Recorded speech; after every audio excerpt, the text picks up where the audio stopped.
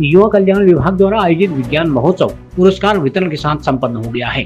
दर्जा राज्य मंत्री शिव सिंह बिष्ट ने प्रतियोगिता का शुभारंभ किया। उन्होंने कहा कि ऐसी प्रतियोगिताओं के आयोजन से बच्चों का बौद्धिक विकास होता है।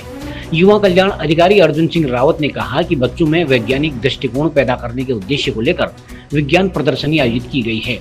प्रभारी मुख्य शिक्षा अधिकारी चक्षुष्पति अवस्थी, संयोजक प्रधानाचार्य दीप चंद्र जोशी ने भी विज्ञान प्रतियोगिता में प्रतिभाग कर रहे बाल वैज्ञानिकों को शुभकामनाएं दी। प्रतियोगिता में जितेश तिवारी, विवेक कुमार, निहारिका, पूजा गोस्वामी ने बाजी मारी। सामूहिक विज्ञान प्रदर्शनी में युवराज सिंह, शीतल बोरा, प्रियंका बिष्ट ने प्रथम स्थान हासिल किया। प्रतियोगिता में प्रतिभाग कर रहे बच्चे भी मॉडल प्रदर्शित करते हुए काफी उत्साहित नजर आए।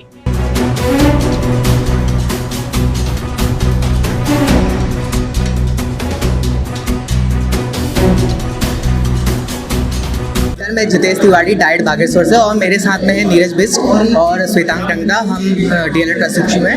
हमने जो यहाँ पर मॉडल विज्ञान महोत्सव के अंतर्गत जो मॉडल बनाया है वो है लाइफाई वाईफाई का ही एक अल्टरनेटिव है जो लाइट फिडेलिटी, लाइफाई मतलब होता है लाइट फिडेलिटी। जैसे वाईफाई वायरलेस काम रेडिएशन पे काम करता है, वैसे ही जो लाइफाई है वो लाइट रेडिएशन पे वर्क करता है। इसके थ्रू क्या कहते हैं, हमने यहाँ पर एक ऑडियो सिग्नल को इस लाइट के थ्रू इस जो सोलर पैनल है उस पर रिफ्लेक्ट करके यहाँ स्पीकर से हम साउंड बजाएंगे। जैसे मैं आपको करके दिखाऊंगा। ये हमारा इनपुट डिवाइस है।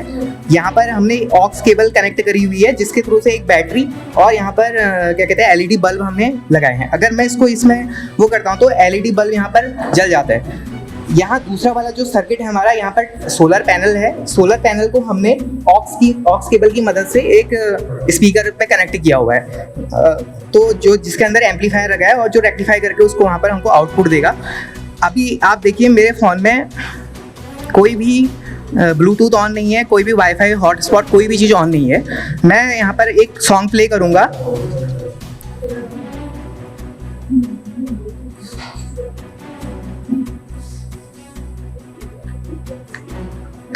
Welcome to MC Music World. The Bluetooth device is ready to pair. Line in.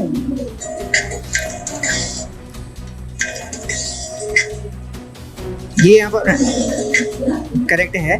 यहाँ देखिए आप, इसके बीच में इस स्पीकर और इस फ़ोन के बीच में कोई भी कनेक्शन वायर कनेक्ट नहीं है।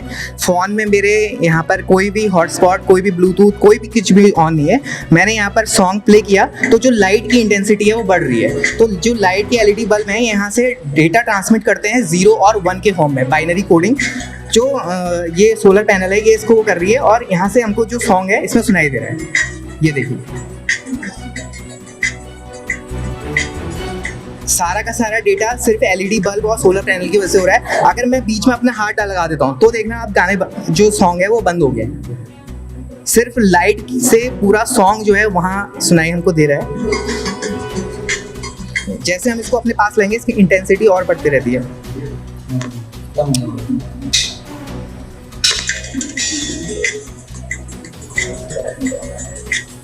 हाल ही में लद्दाख में क्या कहते हैं एक जहाँ मतलब हमारे वाईफाई की सुविधा पहुँच नहीं पाती है, वहाँ हमारे प्राइम मिनिस्टर मोदी जी ने एक इनॉग्रेट किया था लाइफाई का।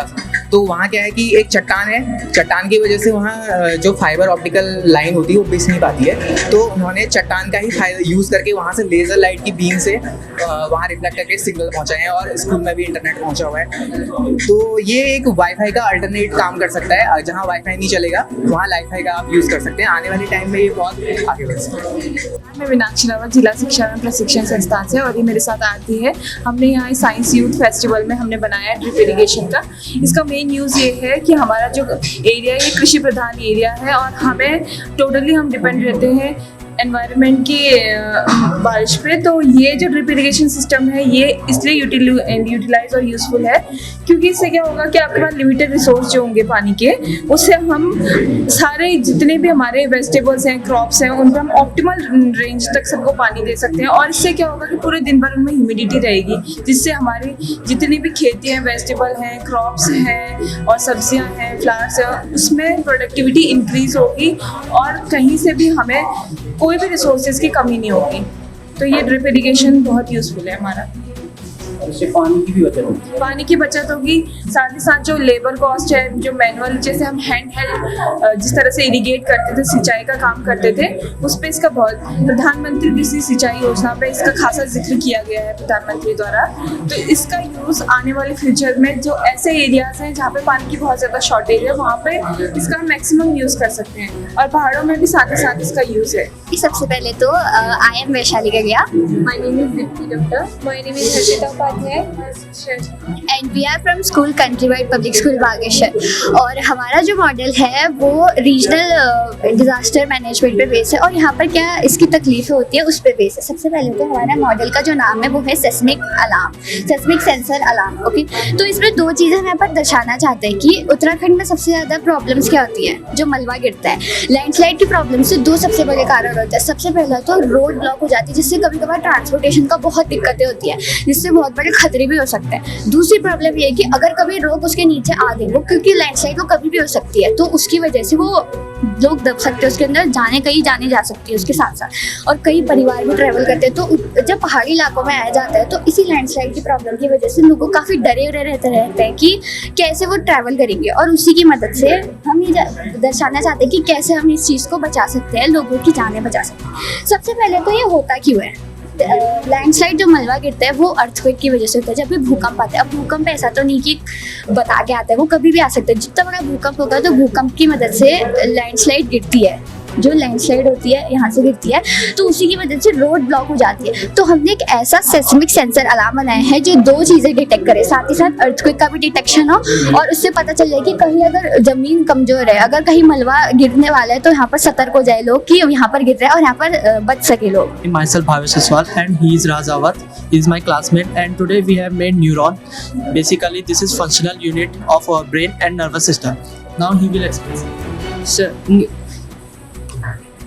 सर न्यूरॉन ये स्पेशलाइज सेल होता है हमारा ह्यूमन बॉडी का। न्यूरॉन एक स्पेशलाइज सेल होता है, जितने भी बाहर से स्टिमुलस में इंफॉर्मेशन आती है वो इस डेंड्राइट कैच करता है, और जितनी भी इलेक्ट्रिकल इंफॉर्मेशन होती है वो इस डेंड्राइट के तौर हमारी बॉडी में आती है, और सबसे पहले डेंड्राइट में अटैच होती है, और हमारी बॉडी में स्किन में प्रेजेंट होते हैं आपके थर्मो रिसेप्टर्स, जो इसको मतलब जो इंफॉर्मेशन को चेक करते हैं। तो यहाँ पर जैसे इन्फॉर्मेशन आएगी आपकी ऐसे करके, ये बल्ब ग्लो होगा इधर पे, तो फिर जैसे इन्फॉर्मेशन अंदर आती है तो फिर वो इन्फॉर्मेशन जाती है सेल बॉडी में, फिर वो इन्फॉर्मेशन सेल बॉडी में जाके फिर न्यूक्लियस में जाती है, फिर वो न्यूक्लियस में जाने के बाद आपकी ये माइलिन शीथ में जाके ट्रेवल होगी। माइलिन शीथ ये हेल्प करता है कि जितनी भी इन्फॉर्मेशन है वो जल्दी से एक लाइन पे जाए और इधर बाहर ना जाए, और उसके जाने के बाद वो जाएगा आपका नर्व एंडिंग में। फिर नर्व एंडिंग में जाने के बाद उसके बाद जितने भी आपकी इलेक्ट्रिकल इम्पल्स जितनी भी ट्रेवल हुई है वो यहाँ सिनेप्स के गैप बीच में होता है, दो न्यूरॉन्स के बीच में, इसके बाद सिनेप्स का गैप होता है, उसके बीच जाके वो आपकी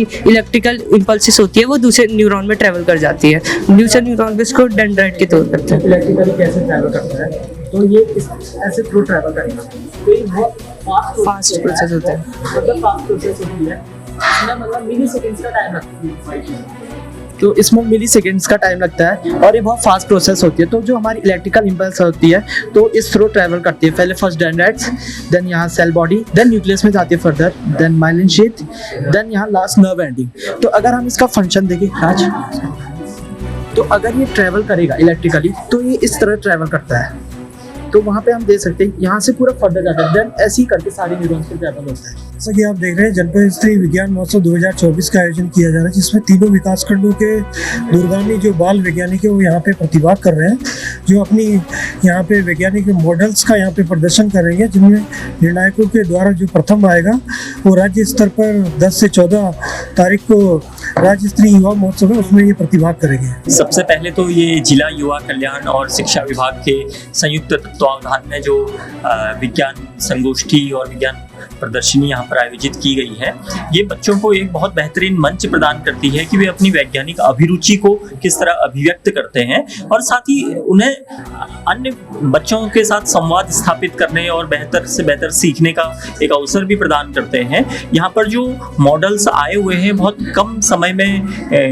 बहुत अच्छे स्तर के मॉडल्स आए हुए हैं। इस कार्यक्रम में विभिन्न जो शिक्षक उनको बच्चों को साथ लेकर आए हुए हैं, उनके सहयोग के लिए। और इस कार्यक्रम के मुख्य अतिथि दर्जा राज्य मंत्री और उपाध्यक्ष PMGSY अनुश्रवण परिषद श्री शिव सिंह बिष्ट जी ने भी बच्चों को मार्गदर्शन प्रदान किया। मैं उनका भी और हमारे सभी शिक्षकों का और कोऑर्डिनेटर श्री दीप जोशी जी का बहुत बहुत हार्दिक अभिनंदन करता हूं, उन्हें धन्यवाद ज्ञापित करता हूं। और इस तरह के कार्यक्रम निश्चित रूप से बच्चों को आगे एक बेहतरीन प्लेटफॉर्म देंगे और उन्हें उत्तर विकास की ओर ले जाएंगे और वैज्ञानिक अभिरुचि को और पुष्पित और पल्लवित करने में सहायक सिद्ध होंगे।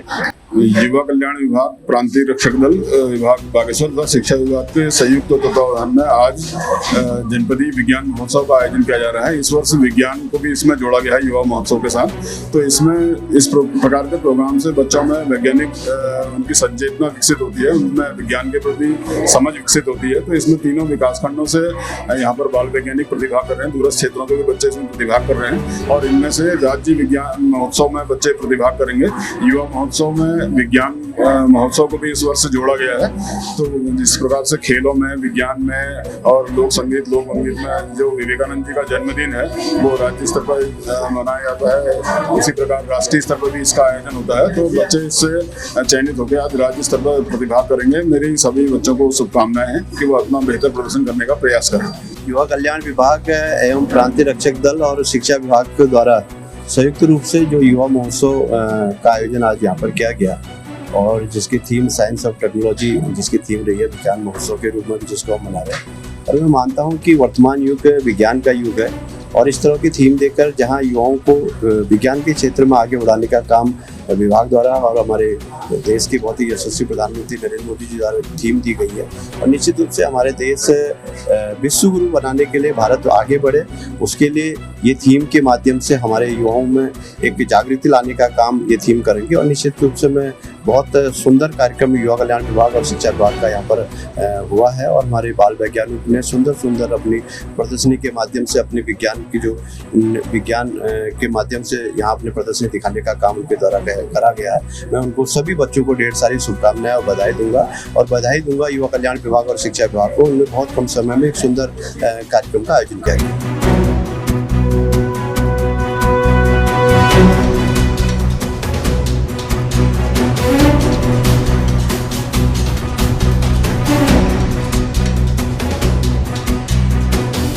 CCN न्यूज के लिए ब्यूरो रिपोर्ट बागेश्वर।